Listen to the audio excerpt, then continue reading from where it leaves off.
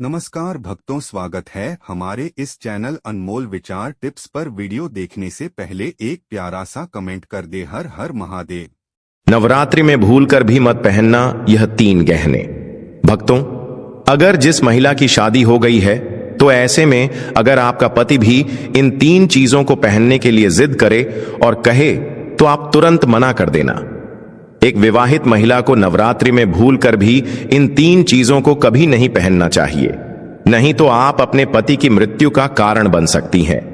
और भक्तों, आज के इस वीडियो में हम आपको यह भी बताएंगे कि नवरात्रि के कौन से दिन आपको किसी भी फल का सेवन भूल से भी नहीं करना चाहिए, नहीं तो नवरात्रि का व्रत अधूरा माना जाएगा और माता रानी क्रोधित हो जाएंगी। आपको सारी जानकारी शास्त्र प्रमाणित दी जाएगी। और भक्तों, 5 महिलाओं को नवरात्रि का व्रत कभी नहीं रखना चाहिए। माता रानी ऐसी महिला से कभी खुश नहीं होती और घर में हमेशा दरिद्रता का माहौल बना रहता है और इसका असर पूरे परिवार पर बना रहता है। इसीलिए आप जान लीजिए कि अगर आपने गलती से भी नवरात्रि का व्रत रख लिया है तो आपका व्रत खंडित हो जाएगा और आपको घोर पाप लगेगा। जान लें, कहीं आप भी इन 7 महिलाओं में से तो नहीं हैं। जय माता रानी। भक्तों, नवरात्रि हमारे हिंदू धर्म का एक प्रमुख और महत्वपूर्ण पर्व है। सनातन पंचांग के अनुसार शारदीय नवरात्रि का विशेष महत्व माना जाता है। इस पर्व के दौरान माता रानी के 9 रूपों की पूजा बड़े ही श्रद्धा और उमंग के साथ की जाती है। मां शैलपुत्री, मां ब्रह्मचारिणी, मां चंद्रघंटा, मां कुष्मांडा, मां स्कंदमाता, मां कात्यायनी, मां कालरात्रि, मां महागौरी और मां सिद्धिदात्री। इन 9 स्वरूपों की आराधना करके भक्त अपनी सभी मनोकामनाएं पूर्ण करते हैं। शास्त्रों में माना गया है कि इन 9 दिनों में मां दुर्गा की सभी शक्तियां जागृत हो जाती हैं और भक्त अगर संपूर्ण विधि विधान से पूजा करता है तो उसकी हर इच्छा पूरी होती है। इस बार नवरात्रि पूरे 9 दिनों तक मनाई जाएगी, ना तो एक दिन कम होगा और ना ही एक दिन ज्यादा। पूरे 9 दिन मां भगवती की पूजा अर्चना होगी। शारदीय नवरात्रि का महापर्व इस वर्ष 2025 में सोमवार 22 सितंबर से शुरू होकर शुक्रवार 2 अक्टूबर तक चलेगा और विजयदशमी के दिन इसका समापन होगा। मां दुर्गा की कृपा पाने के लिए कलश स्थापना का विशेष महत्व होता है। इस बार कलश स्थापना का शुभ मुहूर्त 22 सितंबर को सुबह 6:09 से लेकर सुबह 8:06 तक का है। इस समय के बीच कोई भी भक्त कलश स्थापना कर सकता है और मां दुर्गा की आराधना कर सकता है। इसके अलावा अभिजीत मुहूर्त भी बहुत शुभ माना गया है, जो सुबह 11:49 से लेकर दोपहर 12:38 तक रहेगा।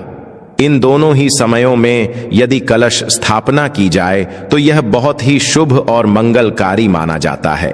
भक्तों, जो भी भक्त नवरात्रि में मां दुर्गा की पूजा शुभ मुहूर्त में करता है, उसकी पूजा कई गुना फल देती है। उसे न केवल माता रानी की कृपा प्राप्त होती है, बल्कि अन्य सभी देवी देवताओं की भी आशीर्वाद प्राप्त होता है। इस वर्ष की नवरात्रि बहुत ही विशेष मानी जा रही है। कहा गया है कि इस बार घर में सुख, शांति, समृद्धि, धन और ऐश्वर्य आएगा और दरिद्रता का अंत होगा।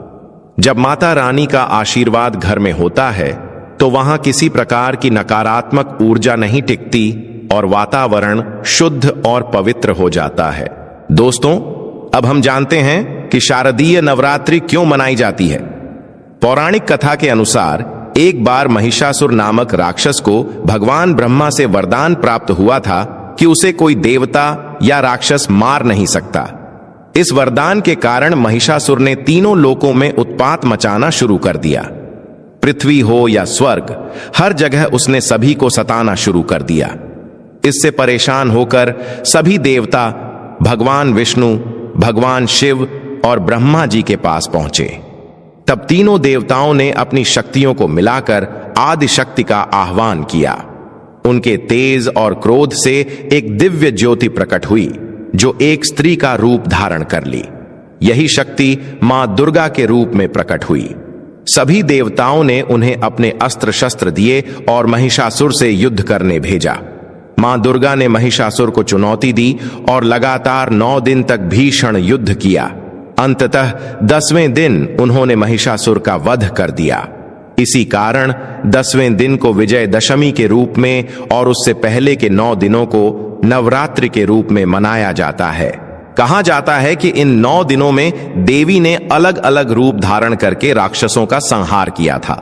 इसलिए भक्त पूरे 9 दिनों तक मां के 9 स्वरूपों की पूजा करते हैं। शास्त्रों में लिखा गया है कि शारदीय नवरात्रि के 9 दिनों तक व्रत और उपवास करने वाला व्यक्ति मानसिक और शारीरिक रूप से मजबूत होता है।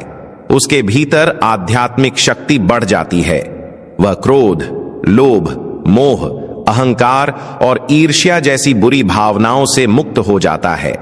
उसका मन और शरीर शुद्ध हो जाता है और उसकी बुद्धि तीव्र हो जाती है।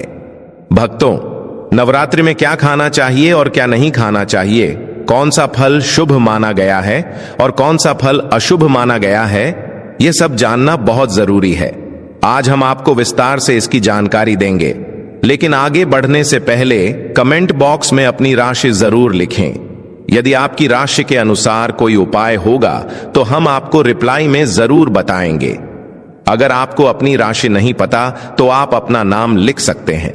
नाम से भी राशि का पता लगाया जा सकता है। राशि के अनुसार किए गए उपाय बहुत ही शुभ माने जाते हैं और माता रानी भी ऐसे भक्त से प्रसन्न हो जाती हैं। दोस्तों, कमेंट में लिखें जय माता रानी। जो भी भक्त माता वैष्णो को दिल से याद करता है, मां उसकी मनोकामना जरूर पूरी करती है। एक लाइक जरूर करें, क्योंकि वैष्णो माता के लिए एक लाइक तो बनता है। भक्तों, शास्त्रों में कहा गया है कि व्रत चाहे किसी भी प्रकार का हो, उसके नियमों का पालन करना अत्यंत आवश्यक होता है। यदि व्रत को अधूरी श्रद्धा से या नियमों को तोड़कर किया जाए तो उसका फल नहीं मिलता। कहा गया है कि मनोकामना पूर्ण करने के लिए थोड़ी तपस्या और संघर्ष आवश्यक है। इसलिए व्रत को पूर्ण विधि और श्रद्धा के साथ करना चाहिए, तभी आपको संपूर्ण फल और माता रानी का आशीर्वाद प्राप्त होगा। जो भक्त सच्चे मन से व्रत करता है, उसे दीर्घायु और उत्तम जीवन का वरदान प्राप्त होता है। उसकी सभी मनोकामनाएं पूर्ण होती हैं और मृत्यु के बाद वह स्वर्ग लोक में जाकर माता रानी की सेवा करता है। शास्त्र कहते हैं कि यदि आपके मन में ईश्वर के प्रति सच्ची श्रद्धा है तो बिना पूजा पाठ किए भी आपको फल मिल जाता है, और यदि मन में शंका हो तो चाहे कितनी भी पूजा कर लें, सुख प्राप्त नहीं होता और इंसान जीवन भर दुखी रहता है। भगवान श्री कृष्ण ने भी गीता में कहा है कि जो मनुष्य सच्चे दिल से भगवान को पुकारता है, उसका नाता उसी शक्ति से जुड़ जाता है।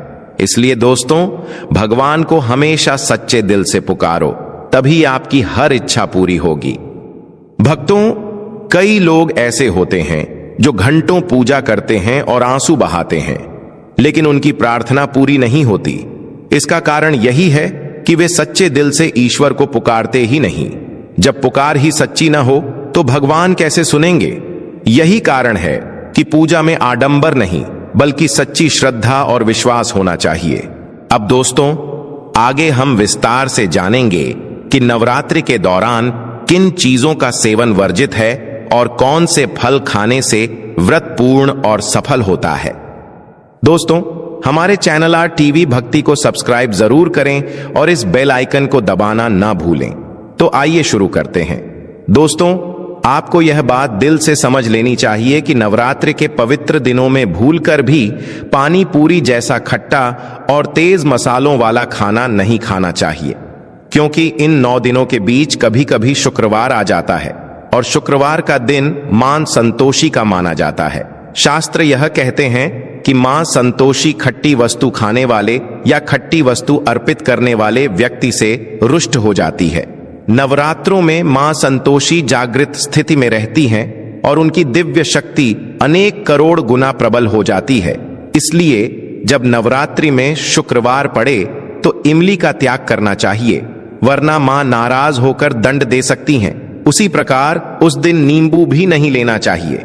सामान्य व्रत के दिनों में नींबू चल जाता है, पर शुक्रवार के दिन मां के क्रोध से बचने के लिए नींबू छोड़ देना ही श्रेयस्कर है।